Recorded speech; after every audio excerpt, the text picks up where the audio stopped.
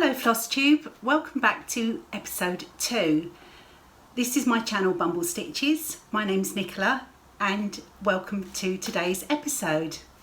It's Sunday the 25th of October today, and as you can see it's a lovely bright sunny day today, much better than it was yesterday. It was absolutely hammering down with rain. And I know that lots of you had mentioned in the comments from my first Flosstube that it was quite nice to hear the rain outside, but yesterday was quite a different story. It wasn't gentle rain, it was windy and absolute torrential, so it wouldn't have been a very pleasant podcast at all. I wanted to thank you all so much for the warm welcome that you've given me since my first Flosstube 2 weeks ago. Lots of times you hear people say, oh, I'm blown away, or things like that, and I really do mean that. I'm totally blown away by the response, the warm welcome, all of your comments, your likes, all the new subscribers to the channel.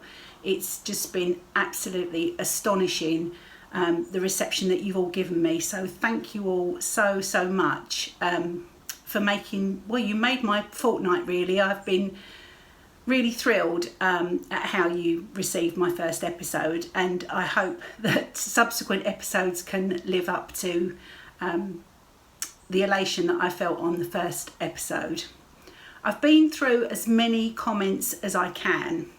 There were quite a lot, and I've put the little heart symbol and answered as many questions as I can. I'm going to answer a few of the questions actually today on this episode, or during this episode, and I've responded to as many of you as I can. There are probably a few comments from the last few days that I haven't got round to doing yet, but I really have enjoyed reading every single one, and it would appear that you are all over the world. I must remember our lovely stitchy friends in Canada and Australia and lots of European countries, as well as all you lovely stitchers in the UK and in the US as well.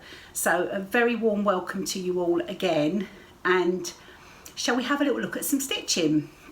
Okay, I've actually got a couple of finished, or FFOs, fully finished objects to share with you today, and without further ado I'll just grab this one here,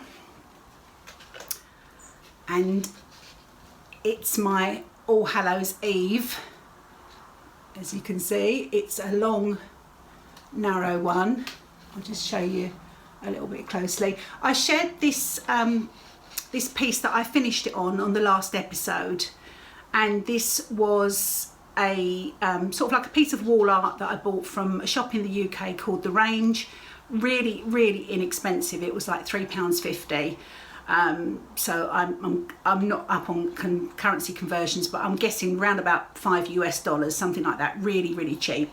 It's a reasonable sort of thickness, just plain sort of MDF wood. It's got a little hanging thing on the back, and it had a print with some text on here that I painted over with some acrylic paint.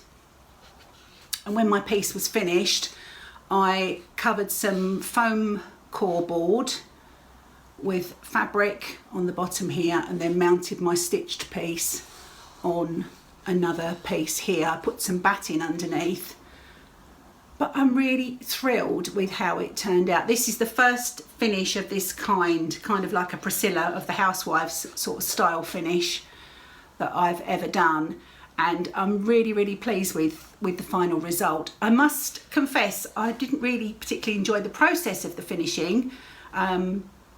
It did take quite a long time, and I made such a big mess with all the various bits and pieces that I was using to get it done, but I think it's worth it.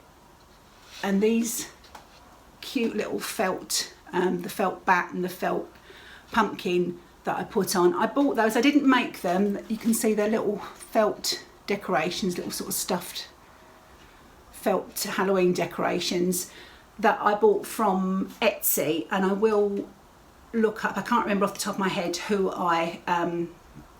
who I bought them from, but I will look it up and put it at the bottom of the screen here for you.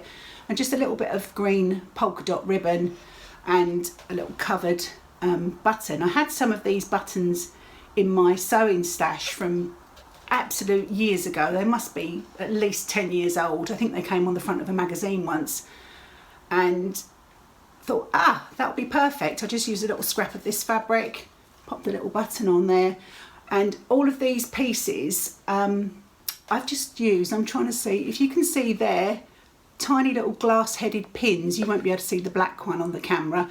All these little embellishments here I've actually fixed to the main piece with pins so that I can just remove them really easily. And this whole section I've attached to the wooden piece using just some Velcro command strip things, so that I can take this off, and the plan is to do a same size piece in a Christmas design, because I thought then I could just switch it out, put some Christmassy decorations at the top, and use this finishing piece again, because I thought it'd look quite nice with some Christmas fabric and a Christmas design on. And I plan to get that. This was actually, I'll pop it down for a second. I did share, because it was a work in progress last time I shared with you. It's from Little Dove Designs, All Hallows Eve, and I bought it as a PDF. The information's there. I will pop it on the bottom of the screen, because that will be handy for you later. I'll share more about that later in the episode. But yeah, I bought it as a PDF, stitched it up, and I'm really pleased with it. And she does have another design, a Christmas design, that's exactly the same dimensions as this one, so it will go perfectly on that piece to finish in a similar way. So I feel like a proper floss tuber now. I've actually done a fully finished object for you. Yeah, quite excited to have it done, and I really wanted to get it done in time for Halloween. I know that lots of you have probably had your Halloween decorations and stitch pieces up for a couple of weeks now, so I'm a little bit late, but still in time for Halloween. So yes, I'm very pleased to share that all with you today. There is another little set of Halloween smalls that I've been stitching, and these are FFOs.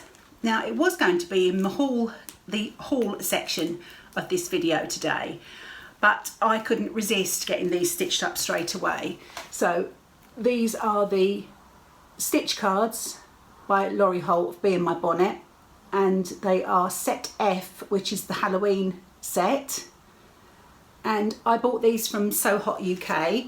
I did see these on the Fat Quarter Shop Flosstube a while ago when they were first released, and thought I must stitch those, but there's no way they're going to get to me here in the UK in time to stitch them for this Halloween. They'll just have to be for next year. But So Hot UK had them on their website, so I ordered them. They came the next day, and I thought, well, let's just get cracking and get stitching on them. So here we are with the stitch cards, and here we are with, are they going to stay on here? Here we are with the completed little pillows. I'll show them all to you individually. And what I've done is I had enough fabric,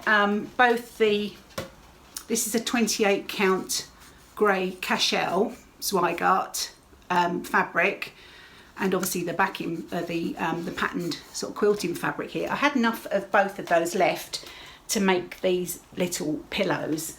And if you watched last episode, you'll know that I really enjoy these. So here's the little witch's hat. I didn't use the called for threads. I just used DMC from my stash and just pulled colours that I thought were close to the pattern and that would work together. So that's the witch's hat and the pumpkin. So cute. I just really enjoy doing these. And the cat. The chart called for the cat to have green eyes, but the green that I was using just sort of melted into the background of his little face, so I just popped those sort of golden eyes in for the cat. And finally, I think this might be my favourite, the October 31st, because I love this sort of gingham effect here. So they were such fun to stitch, and as I say, they weren't a whip last time, they were a new pattern, but I just sat and stitched away until I got them done. It's pretty much all I've got done actually, apart from finishing the other Halloween piece. And these are all finished in exactly the same way. I used the spider web fabric on the back and just some felt to close where I stuffed them with polyfill, and just pop some little buttons and pins on, so they're all finished in exactly the same way. So I have some Halloween decor to put up, which is really exciting. We aren't doing much on Halloween, which is next Saturday, and I don't think there'll be many children trick-or-treating where we live. It's quite a small, it's not even a village where we are, it's more of a hamlet, I suppose. I think, yeah, that's probably the best way to describe it. There's only about 20 houses, so I don't think there are that many children where we live, but I was, you know, it'd been really nice to see some, especially the little ones when they're all dressed up, is so cute. But our own daughters will be round. We'll do some pumpkin carving, and I've got some little treats and bits and pieces for us all to eat, so at least I can decorate the dining room with my pieces and just sort of try and make it a little bit atmospheric. So those are my FFOs for this week. And talking of FFOs, I'm going to ask your advice on something now. And if you've been watching my podcast, my knitting podcasts, for a long time, you will have seen this piece that I'm about to show you a long time ago, and I'll show you the piece, and then I'll tell you a little bit about how I came by it and the help that I need. So this is an embroidery, it's not cross stitch. I'll try and get it a bit closer so you can hopefully see. It's showing up clear enough there. And also note that I have, I made one of these little boards so that I can show things without them falling, which is really handy. Yes, so this embroidered piece, many years ago I was an avid scrapbooker and into making all sorts of paper crafting things, altered items and sort of collagey things and that, you know, that kind of thing. And I was always on the lookout for old vintage magazines and books and things like that to use some of the papers from, the images and the papers, just to, you know, on my paper crafting. So I did buy some very old magazines from the 1950s, sort of like women's magazines, because they had some really cool like adverts and things like that, and vintage, you know, all the vintage lovely stuff that would look so good on the projects I was making. Anyway, I digress. So I bought a pile of magazines really cheaply, you know, ridiculously cheaply, a few pounds. And when I got home and went through them, out of one of those magazines fell this cross-stitch piece. Now, unfortunately, in moving and decluttering and tidying up, I don't have the magazine anymore. I wish I'd kept it, because this was the pattern for this embroidery for the Queen's coronation was in the magazine, and obviously the person that had the magazine originally had done the embroidery using the pattern and just popped it in there and never ever finished it, which is a shame. And obviously I have no idea who it was, who stitched it, and why they didn't finish it, or perhaps they intended to. I think probably we've all been there. So I've found that I'm the owner now of this piece. I've had it probably about 10 years now myself. And periodically I get it out and have a look at it and think, what can I do with it? And I still haven't done anything with it. So you can see here, there would have been a space, the pattern called for a photograph of the Queen, of Queen Elizabeth, to have been put in there. So I don't know whether I should just leave it as it is, or if it would look a bit odd if I put a photograph in it now. You can also see there isn't much, the border at the bottom and top isn't too bad, but along the sides here there isn't an awful lot of space, and there is a little tiny bit of damage that I would need to trim off. So thoughts that I have so far is to sort of mount it on some sticky board and put some fabric, perhaps some Liberty London fabric. I hope that sun's not going to be a problem at the top of the screen. Some Liberty London fabric on another piece of sticky board behind it, and just, you know, do it that way, or to try and frame it, or to make it into some sort of oh, it's going to fall off now, my board's let me down, or to try and make it into like a, you know, a pillow or something like that. So if you've got any ideas, please pop them down below in the comments, because it just seems such a shame that this beautiful piece of stitching that somebody's done all those years ago, back in, I'm assuming in 1953, yeah, it's not really become anything. So do let me know what you think on that one. So the design, this is just the homemade version of one of the Laurie Holt design boards that she's got tutorials on her YouTube channel. So I just had some scrappy binding left over from a quilt that I made a while ago, and just used that on some foam core board. So really handy for today though. I just had to have a little fiddle about with the position of the camera, because the sun's causing a little bit of a problem where it's peeping through there. So I'm back. As I mentioned at the opening of the episode, there were quite a lot of comments and some questions and queries in the comments that I thought I would address here, so that I can explain on some things that you've asked me. And one of the things that came up a couple of times was the flag conversion that I did on my Prim Stitch series by Laurie Holt, which is this pattern, which you can see has got the US flag here. And I wanted to change that to the Union Jack, and I'm going to show you my workings. I nearly threw it away. It's just a scrappy piece of paper, nothing digital or anything sort of high tech like that, just really scrappy. And I'm really glad that I kept it, because it will help me just explain to you what I did. And there's no sort of yeah, there's no high tech to it. So you can see the flag here. I know that a couple of people said they were trying, you know, they wanted to convert to the flag of their country, and, you know, not necessarily just for this piece, but I know there's lots of pieces that you might like to stitch but you wanted to put your own flag on.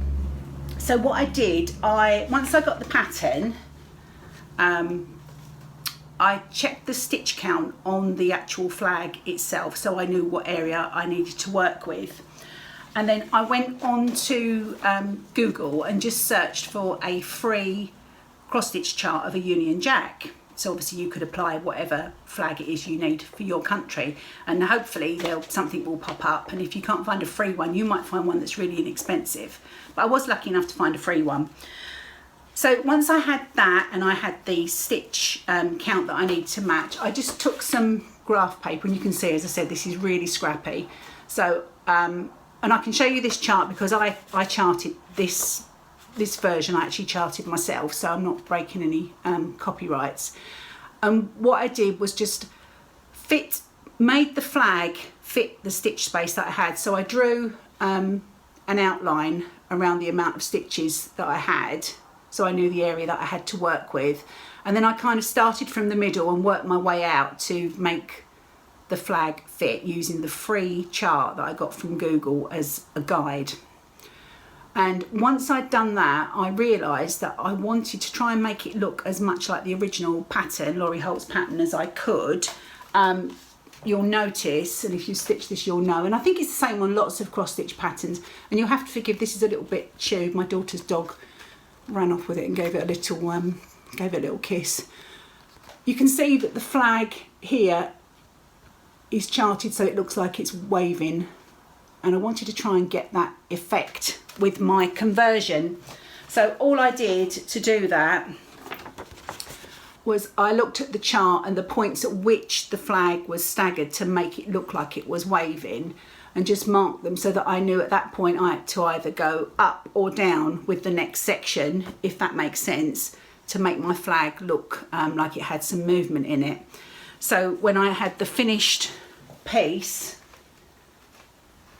you can see obviously the flag isn't as straight, it's just not a complete rectangle. It has got that movement in, and as I said, it does look a little bit strange, I think, along here, but I think when you pull it back a bit, and hopefully no one's going to study it that closely, I think that's what makes it work. So I hope that helps some of you to tackle converting a flag yourselves. I don't proclaim to be an expert at all. I'm very much a newbie, but I just found it was the best way for me to do it. And if it helps you out, and if you've got any questions on it, or any questions on what I've been through, if I've not made it clear enough, just drop me a comment down below and I'll see if I can help you out a bit further with it. Okay, another question that I had in the comments was about the sparkly Aida that I showed on my Christmas pieces, and because the blue fabric that I showed, I'm just trying to get these all organised, sorry, just bear with. So I showed the this blue fabric, and you can see if I sort of wave it a little bit, you can see there's a sparkle in this. Now this was white Aida that I dyed. I cut it in half and dyed one half blue, which was just a Dylon dye, and the other half I tea coffee dyed using the tutorial by Priscilla and Chelsea of the Housewives, and did the tea coffee dye and baked in the oven to get the mottling effect. But this is a sparkly Aida as well. So they were both two halves of the same original piece of white that I got. And so I didn't add the sparkle, that was all in the Aida already. And I bought that particular piece from Amazon. Just type in sparkly Aida into the search bar and that should come up. And if you're in the UK, you can also get it from Wool Warehouse. I'll put their website address on the bottom of the screen here for you.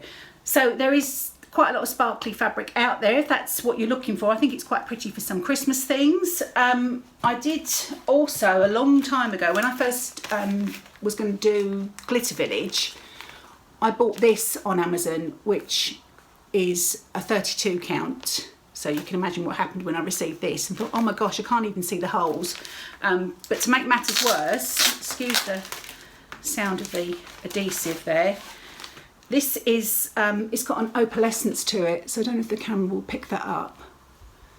So not only were the holes really small because it's 32 count, the added reflection of the opalescent sort of sparkle in it made it nigh on impossible for me to see. So it would appear that not only in Aida, but you can also get sparkly, this is 32 count Belfast. I think it must be all Zweigart. I don't know, there may be others out there. But if you want sparkly Aida, then and sparkly Belfast, it's out there and it's available. That leads me on nicely to discussing not being able to see that 32 count. There were lots of comments about getting a magnifying lamp. I'd mentioned last time that I was really struggling to see higher count fabrics and I really wanted to try them out. So I did a bit of research, well not very much research because Amazon pretty much presents everything to you anyway. And I bought myself a lamp, and this is the one that I got. So I'll show you the actual box and then I'll just tell you a little bit about it in case anybody else is interested. Just move the charger. Okay, so it's the Halo Go, and I think somebody in the comments mentioned that they'd bought one of these from Fat Quarter Shop in the States, but as I said, picked mine up on Amazon. It's Halo Go is the sort of model number, if you like, and it's made by Daylight. Yeah, it's just Daylight. I chose this one. There were quite a few different ones. I chose this one. I'll tell you the main reason is because it was rechargeable. So I won't turn this into a really long product review because there's a little insert there on the base where you just put your charger in and you charge it for, I think it takes 8 hours to charge up to a, no, does it take 8 hours? No, you get 8 hours of full life once it's fully charged. So then you've got no wires to bother you. It's got a really nice flat sturdy base. There's 3 little indicators here so you can see how much charge you've still got left. This is adjustable and the top part is adjustable too, so you can adjust it to how you need it. And also, which I believe is important with anything with a magnifier, it does have this cover on the top, so you can reveal it to use the magnifier when you're stitching, and then importantly when you're not using it you can close it, because obviously that is a bit of a fire hazard. If the sunlight comes through and is magnified onto anything, it will set fire to it.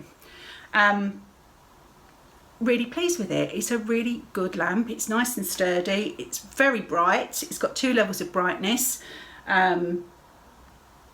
Makes stitching on the 28 count cashel for my Halloween pieces, made it look like stitching on burlap because the cloth looks so, the weave looks so big once I was looking through this.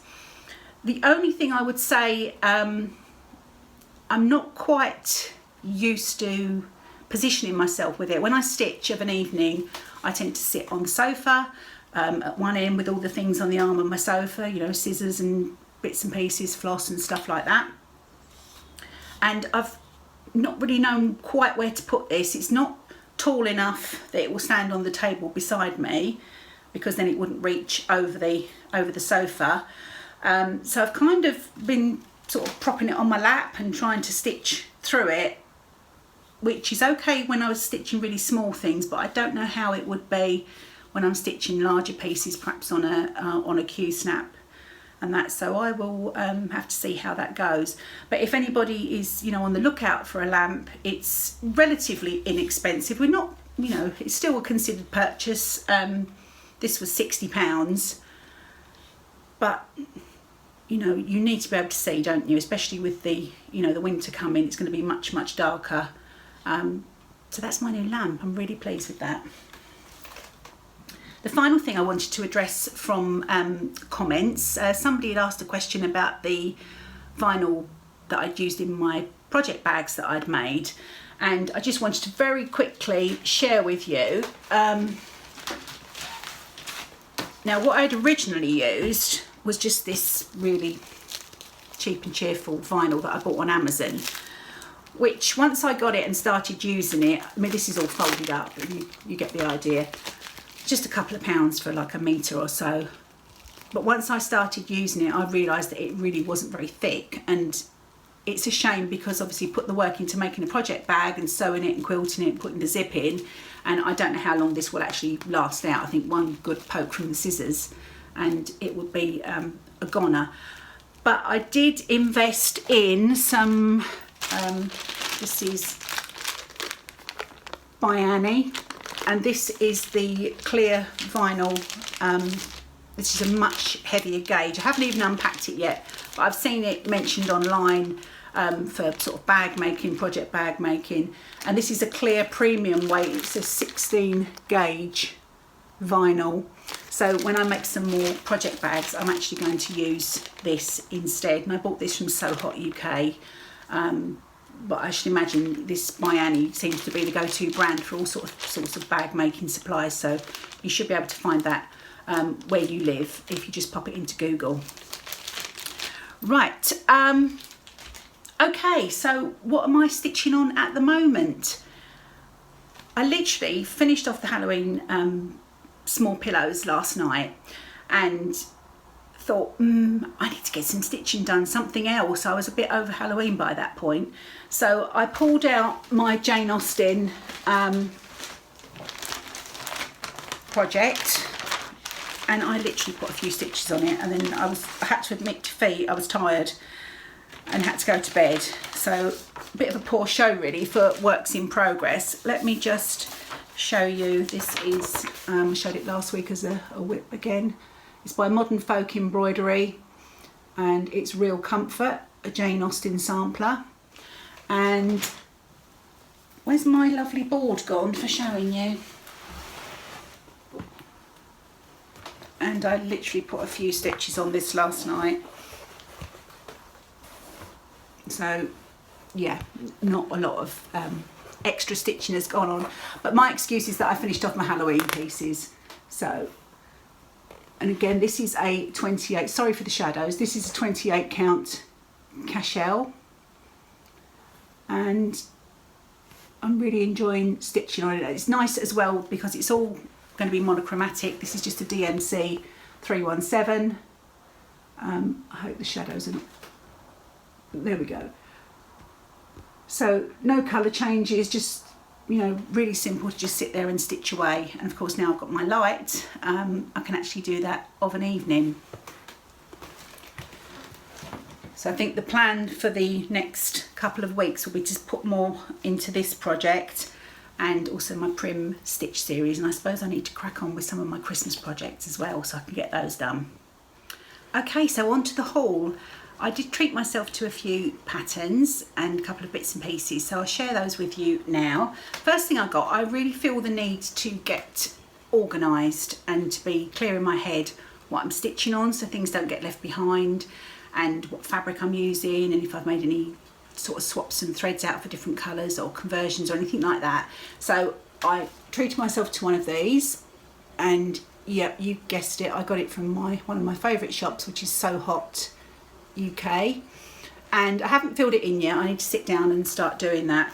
But if you haven't seen these, it's just a simple wire bound notebook, and it gives you pages to put your projects in, so you can put the pattern name, the designer, start and end dates, the fabric that you used, floss, notes, all those kind of things. So I thought, especially going forward, if I'm going to be you know, trying to share accurate information of what I'm doing and what I'm using here on Flosstube, it would be a really good tool to have. So I treated myself to that, and the patterns that I bought. First of all, I mentioned this last week, and it's, I must be mad because I really don't think I'm quite ready for this yet, but I couldn't help it and it had to happen. So I bought Consider the Lilies by Heartstring Samplery, and I got mine from Patchwork Rabbit. I'll put the website down below here, and the patterns come really, really quickly. These charts all came sort of within, I think it was not the next day but the day after that everything arrived. So you've probably all seen this glorious pattern or chart. I must stop saying pattern, it's not knitting, is it? It's a chart. So I don't think I'm going to be starting this anytime soon, probably for the new year, to give me time to get my supplies together.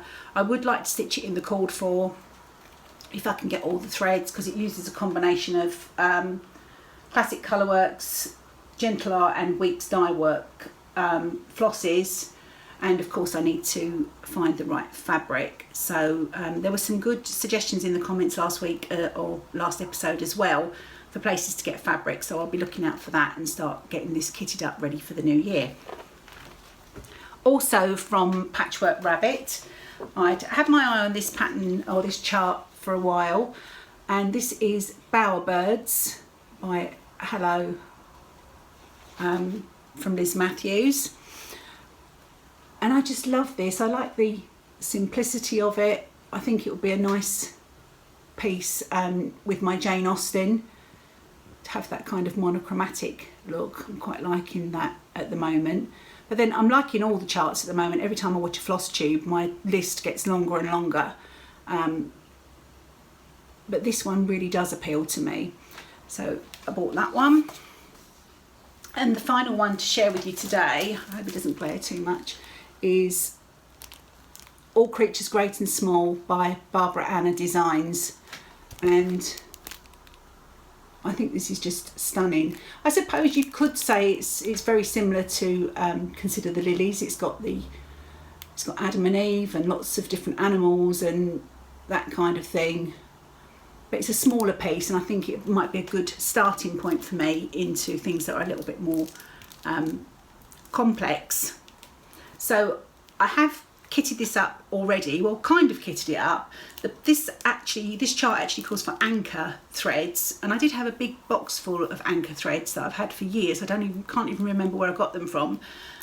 But typically, out of about 20 different flosses that I need, I only had about 4. So I got the rest as DMC. There is a DMC conversion, and those are all on here. There's just one that I couldn't get, so I need to. So those are all the DMCs that I'm going to be using. And I have been bobbinating on my DMC. I think I'd quite like to put it onto some sort of like thread drop. So I need to see if I can either make some with some whole paper punches and some cardstock, or if not, see if I can get some online. So I've got my threads ready, and the fabric, the chart actually calls for a 40 count vintage country mocha linen from Zweigart, but I don't think even with my lamp I'm going to be attempting 40 count. So I did pick this up just in Hobbycraft, and this is a Murano 32 count. So I think with my lamp and magnifier I should be okay with this. Now clearly this is very white, so what I think I may do, I'm sorry about this light situation in here. It looks like I'm doing some sort of like effect lighting, but it's just the way the sun's coming through. I'm going to dye it, and as you can see from my sparkly one here, this is a little bit dark, this one. Too dark, I think, for that chart. So I may try and use a different tea. I drink really, really strong Yorkshire tea, and I think that's why this is so dark. So maybe less tea bags, or a different tea, maybe an Earl Grey. Or I could get some walnut crystals. I was watching Michelle from Mama Loves You GB. She recently did a dyeing video where she uses walnut crystals, and you seem to get a much softer, sort of subtle effect. So I might have another watch of that, get some walnut crystals, and see if I can dye this Murano to a nice soft shade that will be suitable for all creatures great and small.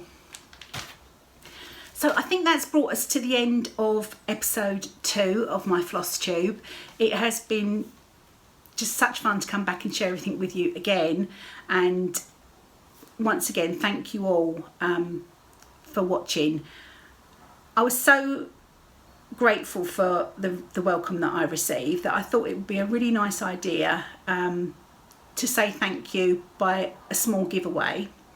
Now, in these times of posts being crazy and uncertainties, I thought it would be a good idea, given that we are such an international community, that I offer a PDF chart as a giveaway. And I thought it would be nice to support Little Dove Designs because she is local to me, and she does have some really nice designs on her website. So I'm going to be offering as a giveaway a PDF chart of your choice from Little Dove Designs, and that way it doesn't matter where in the world you are, it can just be emailed to you and you'll have the chart that way rather than us worrying about the post. So all I need you to do obviously is go and check out Little Dove Designs website and have a look at some of her lovely charts and what you might fancy if you're the winner. And in the comments down below, just tell me what you're stitching on. I'd really like to know what you're all stitching at the moment. What's your main stitch, the project that you just don't want to put down. Pop that down below in the comments, and I will draw a random winner on the next Flosstube, which will be in 2 weeks' time. So thanks once again, and I will see you all soon. Take care.